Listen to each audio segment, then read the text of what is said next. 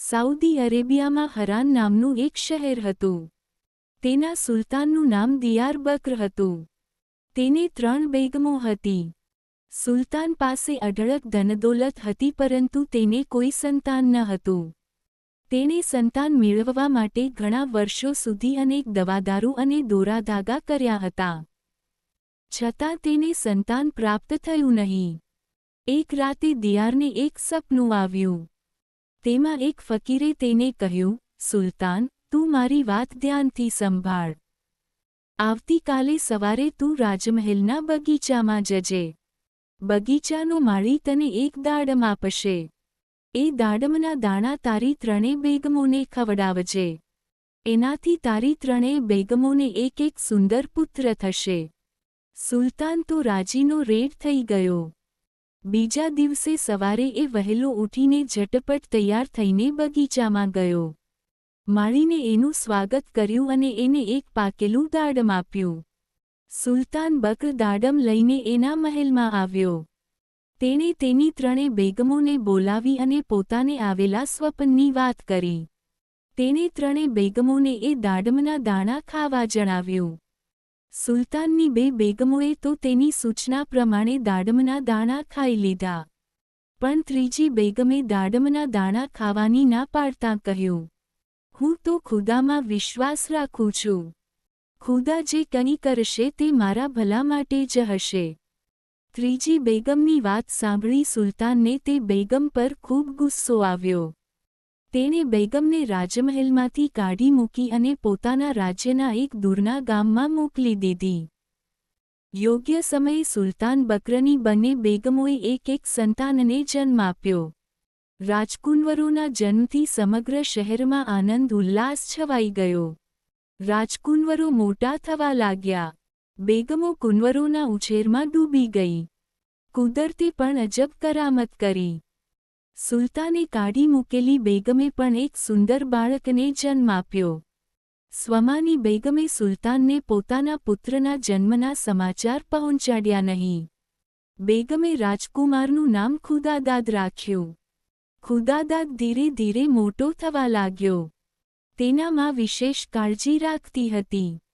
ખુદાદાદ બહુ રૂપાળો હતો. તે અનેક મુશ્કેલીઓ વેઠીને ઉછર્યો હતો. તેથી તે સશક્ત, હિંમતવાન અને બાહોશ નવજવાન બન્યો. બેગમે એક રાજકુમારની જેમ ખુદાદાદને બધા પ્રકારનું શિક્ષણ આપવાની વ્યવસ્થા કરી. તે ઘોડેસવારી, તલવારબાજી અને દરેક પ્રકારની શસ્ત્રવિદ્યામાં પારંગત થઈ ગયો. ખુદાદાદ સમજણો થતાં તેની માએ તેને તેના પિતા દિયારબક્રનો પરિચય આપ્યો. એક દિવસ ખુદાદાદે એની માને કહ્યું, માં, હવે મેં બધા પ્રકારની તાલીમ મેળવી લીધી છે. હવે મને મારી તાકાતનો પૂરો ભરોસો છે. હું મારી તાકાતનો પરિચય કરાવવા માગું છું. મેં સાંભળ્યું છે કે મારા પિતાજીના ઘણા દુશ્મનો છે અને તેઓ તેમને ઘણા પરેશાન કરે છે. હું મારા પિતાના નગરમાં જઈને એમના દુશ્મનોને હરાવીશ, ત્યાર પછી જ મારા પિતાને મારો સાચો પરિચય આપીશ. ખુદાદાદની માં તેને પોતાનાથી દૂર મોકલવા રાજી ન હતી. પણ પોતાના દીકરાની હોશિયારી, હિંમત, બહાદુરી અને પિતૃપ્રેમ જોઈ તેણે તેને હરાન જવાની રજા આપી. તેણે ખુદાદાદને આશીર્વાદ આપતાં કહ્યું, બેટા, મને તારા પર ગૌરવ છે. તું તારા પિતાના દુશ્મનોને હરાવી એમની કીર્તિ વધારજે. ખુદા તારા પર હંમેશા મહેર કરે. ખુદાદાદ તેનો પાણીદાર ઘોડા પર સવાર થઈને દિયારબક્રના રાજ્ય તરફ જવા ઉપડ્યો. તે સીધો સુલતાનના દરબારમાં પહોંચ્યો. સુલતાનને કુર્નિશ બજાવીને તે બોલ્યો, જહાંપના, હું કેરોના એક અમીરનો દીકરો છું. સૈનિક તરીકેની તાલીમ લીધી છે. હું તમારી સેનામાં દાખલ થઈને દેશની સેવા કરવા ઈચ્છું છું. તમારા લશ્કરમાં મને યોગ્ય સ્થાન મળશે તેવી આશાથી હું તમારી પાસે આવ્યો છું. ખુદાદાદના પડછંદ શરીર, એની નિર્ભય વાતચીત અને એના ઉમદા સ્વભાવથી સુલતાન ખૂબ પ્રભાવિત થયો. તેણે પોતાના લશ્કરના એક સેનાપતિ તરીકે ખુદાદાદની નિમણૂક કરી. ખુદાદાદે સુલતાનના લશ્કરને જુદી જુદી ટુકડીઓમાં વહેંચી દઈને તમામ સૈનિકોને યુદ્ધકલાની કડક તાલીમ આપી. તેનાથી સૈનિકોમાં નવો આત્મવિશ્વાસ પેદા થયો અને તેમનો ઉત્સાહ વધ્યો. થોડા સમયમાં જ સુલતાનને સમજાઈ ગયું કે ખુદાદાદ કોઈ સામાન્ય સેનાપતિ નથી. તેનામાં અસાધારણ પ્રતિભા છે. ખુદાદાદની સૂઝબૂઝ, નિષ્ઠા તથા સુંદર કામગીરીથી ખુશ થઈને સુલતાને તેને લશ્કરનો મુખ્ય સેનાપતિ બનાવી દીધો. હરાનના દરબારીઓ અને સુલતાનના બે દીકરાઓને લાગ્યું કે સુલતાન ખુદાદાદથી ખૂબ પ્રભાવિત થઈ ગયા છે અને દરબારમાં ધીરે ધીરે ખુદાદાદનું મહત્વ વધી રહ્યું છે.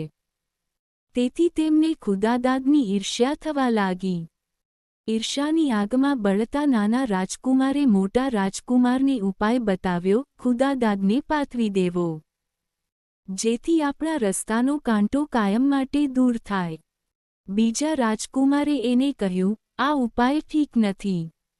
જો આપણે એવું કરતા આપણે પકડાઈ જઈશું તો સુલતાન આપણા પિતા હોવા છતાં આપણને આકરી સજા કરશે. રાજકુમારોએ લાંબી વિચારણા પછી નિર્ણય કર્યો કે આપણે શિકાર કરવા જઈશું અને ગાઢ જંગલમાં છુપાઈ જઈશું. આપણને શોધવા સુલતાન ખુદાદાદને જંગલમાં મોકલશે. તે આપણને શોધી નહીં શકે એટલે સુલતાન તેના પર ગુસ્સે થઈ તેને આપણા રાજ્યમાંથી કાઢી મૂકશે. નક્કી કર્યા મુજબ બંને રાજકુમારો ઘોડા પર બેસી જંગલમાં શિકાર કરવા ગયા અને ત્યાંથી પાછા ઘેર આવ્યા નહીં. શિકારે ગયેલા રાજકુમારો 2 દિવસ સુધી પાછા ફર્યા નહીં, એટલે સુલતાનને ચિંતા થવા લાગી.